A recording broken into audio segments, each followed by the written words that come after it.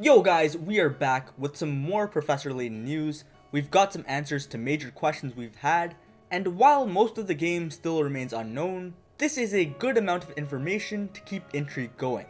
The first thing I want to talk about is Luke's new design. This is something they revealed a bit earlier, and I was a little iffy on it when I first saw it, but I knew this was probably just because it was an unfamiliar design.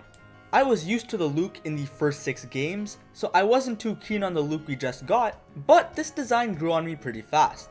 And then they get to the good stuff. They reveal when the game takes place, which is something all of us were wondering, and they chose the best possible time. We're literally picking up from where we left off from the mainline games, and it's the perfect scenario to get as many people into the series as possible. You don't need to know characters like Catriel or the characters from Layton's Mystery Room.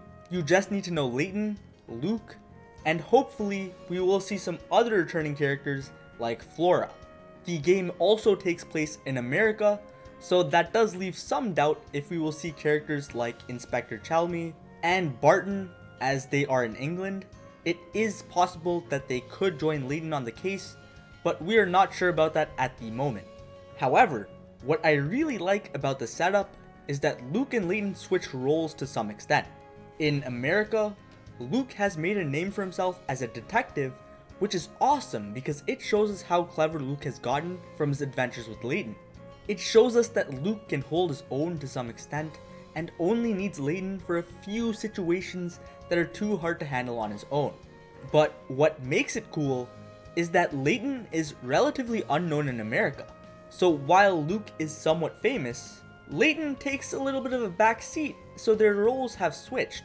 Luke is going to be the one who gets the praise from the police force and citizens, while Layton is going to be that newcomer who shocks everyone.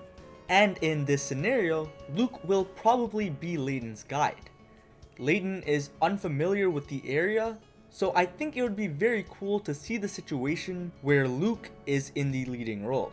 Other than that, we get to see more of the aesthetic for Steam Bison America, and we get to see a few character designs. Overall, I'm liking the visuals. The city looks pretty cool, and the characters look better than ever.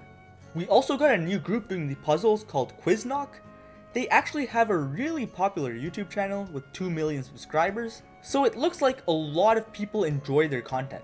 Sadly, I can't understand Japanese, so I can't really watch those videos, but I at least hope they make some good puzzles for this game.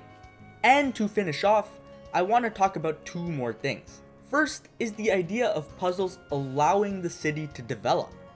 I think this gives incentive for people to solve as many puzzles as possible, because you'd likely want to experience the world to its fullest potential. And the second and final thing is the ending shot. We see 2 bullet holes, and I'm not even sure what we see behind them, but it looks very ominous.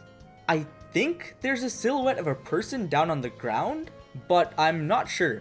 I also think the singular point of light adds to the dark and ominous vibe. It is possible we might be getting a Layton game that is darker in tone. Yes, some of the games have already been somewhat dark, but you can tell that they were holding back and making it accessible to kids as well. I'm not sure if this game will be like that as well, but I guess we're just gonna have to wait and see. Thank you guys so much for listening. What do you guys think about this new information? Comment down below. I can't wait to hear from you guys. Stay well, and goodbye.